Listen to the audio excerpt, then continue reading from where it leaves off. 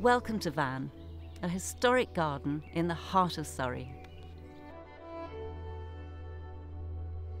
I'm Alex, and I'm head gardener here at Van, and I've worked alongside Mary Carrow for the past 5 years. When I first arrived at Van, I found the most beautiful, gorgeous, peaceful place, and I feel very privileged and lucky to be able to have played a small part, in watching this garden and helping it evolve and develop. I think Van is a living tribute to the amazing, passionate work that Mary put into this garden for over 50 years. The garden was designed in 1907 by Mary's husband's grandfather, W.D. Carrow, who was a very famous ecclesiastical architect. And he decided he wanted a weekend home, came and found this place, not as you see it today at all. It was really a ramshackle load of farm buildings with a Tudor manor house in the middle. And he redesigned and remodelled the house, and around it redesigned and remodelled and made the garden. His friend and neighbour, Gertrude Jekyll, was clearly somebody who he talked to. Her influence can be seen in the rill, the pond, the pergola, all features of gardens of that time.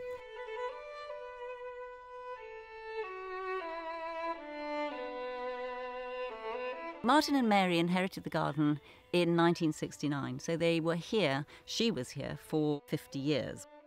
They inherited a garden that, by that stage, was quite run down. Martin's parents had run it as a market garden, and it was only ever a weekend home for them. And when Martin and Mary came, they decided they wanted to make it their home and to bring up their children here and move from London. And between them, they then converted the market garden areas bit by bit into more formal bits of garden. They took over dead roses and replanted, and made the garden very much as you see today, although of course it has evolved along the way. Something that was really important to both Mum and Dad was to make it a very natural garden. There's very few areas that are very formal. And I think that's also what people really enjoy about it as well. It rolls, it has a wildness to it, and that's what's so special about it. Growing up here, I mean, the only rule was do not go on the flower beds. And so if you did kick a ball onto the flower beds, you'd have a quick look over your shoulder to make sure that nobody was watching before you went into the bushes to pull it out again. And our childhood, we were given a lot of freedom. It was really magical.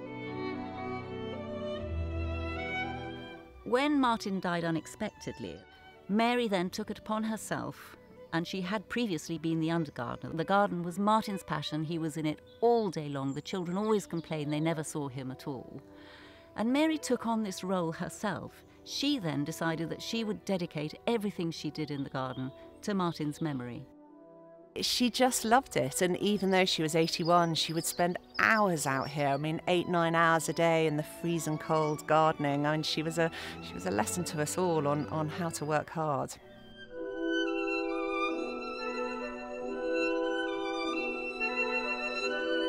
The old garden is probably the only bit of the garden that was gardened before W.D. Carrow and his wife came to Van. They put in some structural features, the main yew trees that you can see and hedges, but the planting is very informal, and you can just see how Mary let flowers self-seed themselves around, wildflowers. She never wanted to take anything out at all. At this time of year, the roses are looking particularly stunning, and Gertrude Jekyll is looking marvellous.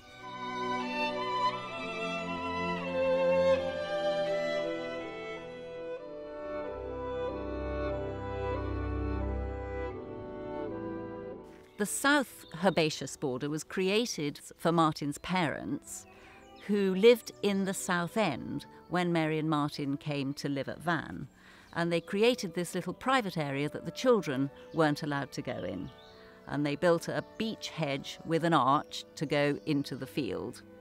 That then leads round to the main lawn, which when Martin and Mary came was full of fruit bushes. They took the whole lot out, created this beautiful vista and lawn, planted the Parotia tree that you see, a magnificent tree now 50 years old.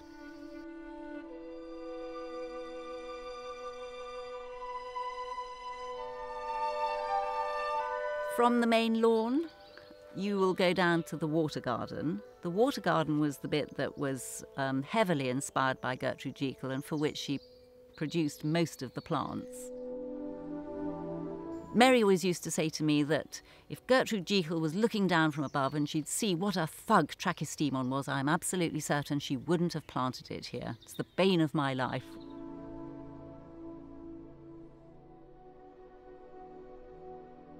The water garden is fed from a pond. We had the pond dredged in 2018 as a result of the filming of Howard's End. The silt from the pond was taken out and put at the end of the field, providing it excellent fertiliser for the field beyond the ha-ha.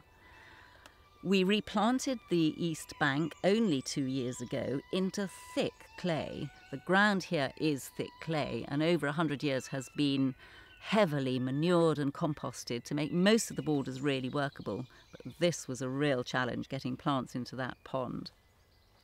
And the water lilies that had originally been supplied by Gertrude Jekyll, we dug out and replanted in one of the smaller ponds to save them, and they've been put back in the pond.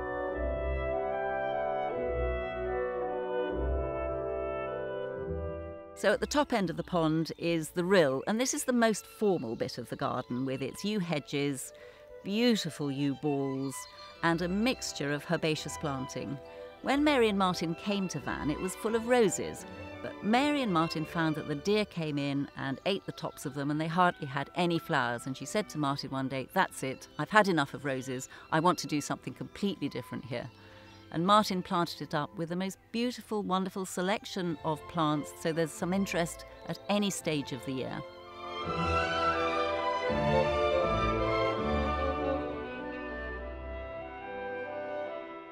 The pergola is made of Bargate stone and covered in climbing plants. Until recently, the far end of it was covered in yet more roses, which were magnificent when I first arrived, but unfortunately honey fungus got at them, as they have done on quite a few of the trees and plants in the garden. But you have to live with honey fungus. Something goes and then something comes in. And as Mary always used to say, it just creates an opportunity.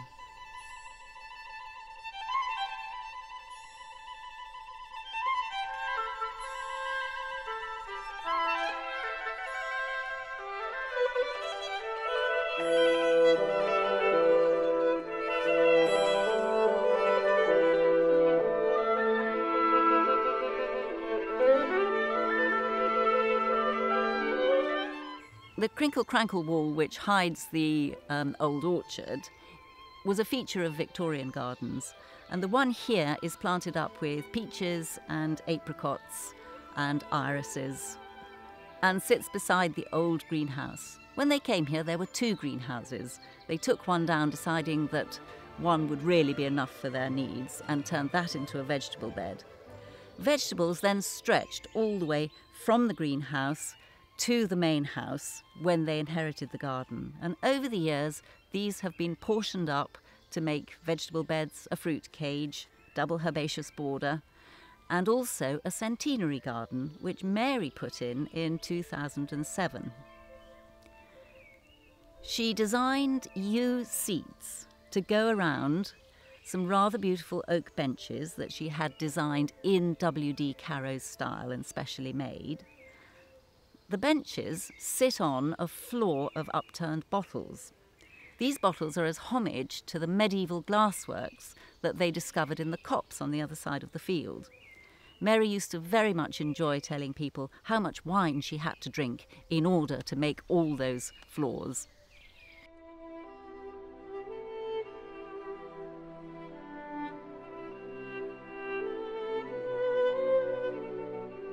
Mary loved best being able to share her garden with other people.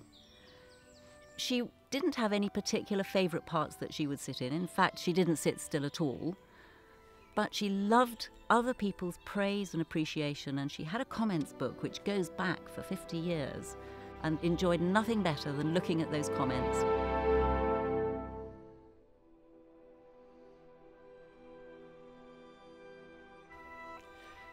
Over the past 50 years, Martin and Mary have raised nearly £150,000 through opening their garden to the NGS to support all the wonderful work that it does. So unfortunately, with everything that's going on at the moment, we haven't been able to open the garden in 2020, but our wonderful team of gardeners are working really hard on it. And we're looking forward to opening for the National Garden Scheme in 2021 and sharing this beautiful legacy to my mother.